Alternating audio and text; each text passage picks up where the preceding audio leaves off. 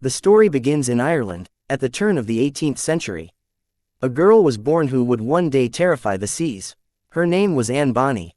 From the very beginning, there was something unusual in her eyes: fire, defiance, a spark that promised trouble. As a child, she was nothing like the other girls. While they were taught sewing, manners, and obedience, Anne was wrestling with boys, riding horses, and fighting with sticks as if she was born for battle. People whispered, "This girl will one day ruin her family's honor." But Anne didn't care. Freedom was the only thing she valued. By the time she grew into a young woman, her beauty was matched only by her temper. Suitors came, but Anne wanted no chains, no cages. She made her own choices, and one of them was to marry a pirate named James Bonny. Against her family's wishes, she left Ireland and followed him to the Bahamas, where the seas were alive with piracy. But James was no true pirate. He betrayed their kind, selling secrets to the British as an informer. To Anne, this life was suffocating. She wanted storms, danger, blood, and steel, not cowardice. And then she met him.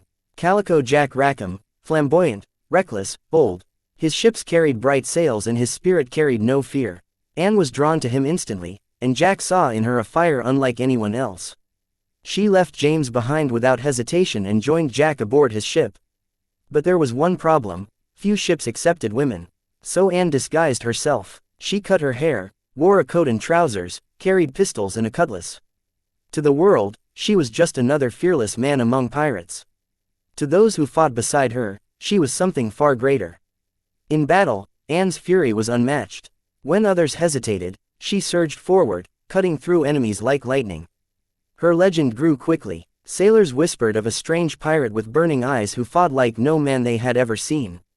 It was during these days that Anne met another soul much like herself, Mary Read. Mary, too, was a woman disguised as a man, and together the two became inseparable. They trusted each other with their lives, saving one another in countless battles. Where Anne struck with rage, Mary struck with precision, and together they carved fear into the seas. The Revenge, Jack's ship, became a name of terror. Merchant vessels froze at the sight of its black flag. Time and again, Anne led the charge, her pistol blazing, her cutlass dripping red. Stories spread. Some called her a demon, some a goddess of the sea, but none denied her power. Yet the seas were growing dangerous. The British Navy had begun hunting pirates without mercy. One by one, the great names of piracy fell. And soon, the hunters set their eyes on Jack Rackham, his men, and the two women who had shaken the ocean. Anne knew their time was running out. She felt the storm approaching. But in her heart, she made peace. She would rather die with steel in her hands than live a life in chains. The night was heavy, the sea calm, too calm. Anne Bonny stood on the deck of the Revenge, staring into the dark horizon. She felt it before she saw it, the approach of doom. Her eyes narrowed, and there it was, lights on the water, moving closer. Not fishermen, not traders, warships, British warships. Anne spun around, her voice slicing through the drunken laughter that filled the ship. "Wake up, they're coming for us." But most of the crew was too drunk to listen. Calico Jack himself staggered from his cabin, his eyes half closed. "Tomorrow's troubles can wait," he muttered. "Tonight we drink." Anne's fury burned. She turned to Mary Read, who already stood ready with her sword. Their eyes locked, and Mary said coldly, "If the men won't fight, then we will." Then came the thunder. A blast from the British cannon roared across the sea. The Revenge shook violently, wood splintered, men screamed. Panic spread as grappling hooks flew across the railings and red-coated soldiers swung aboard. Anne drew her cutlass and charged.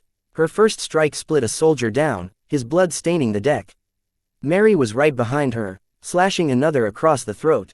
The two women fought back to back, their blades flashing in the firelight, pistols booming in their hands. The men, they cowered. They hid in the shadows, trembling, too drunk to lift their weapons. Anne roared at them in rage. "Are you men, or are you cowards? Come and fight, or rot in shame." But no one moved, so the women fought alone. British soldiers stormed in waves, but Anne and Mary cut them down one after another. Sparks flew, steel clashed, screams filled the night.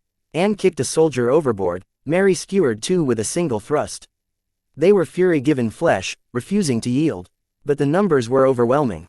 Anne's shoulder was struck, blood pouring down her arm. Mary staggered under a heavy blow. Still they fought, even as the enemy closed in around them. Finally, soldiers pinned them, wrestled the weapons from their hands, and bound them in chains. The battle was over. The deck of the Revenge was soaked in blood, littered with bodies, but the last fighters standing had been 2 women. The pirates were dragged to trial. Calico Jack and the others were sentenced to hang. Anne looked at him one last time, her words cold as steel. If you had fought like a man, you wouldn't be hanging like a dog. The court declared death for Anne and Mary too, but then came the revelation: both women were pregnant. The executions were delayed. Mary fell ill in prison and died before the noose could claim her. Anne Bonny's fate became a mystery. Some say her father bribed officials and freed her. Some say she lived under a new name, fading into obscurity. Others believe she returned to the seas, vanishing like a ghost. No one knows, but the legend remains. The world remembers Anne Bonny, the woman who defied her age, who lived as a pirate, who carved her name with blood and steel, and who fought her last battle with fire in her eyes. Her story is not one of surrender, but of defiance. Of a woman who lived free, fought without fear, and left behind a name that still haunts the waves.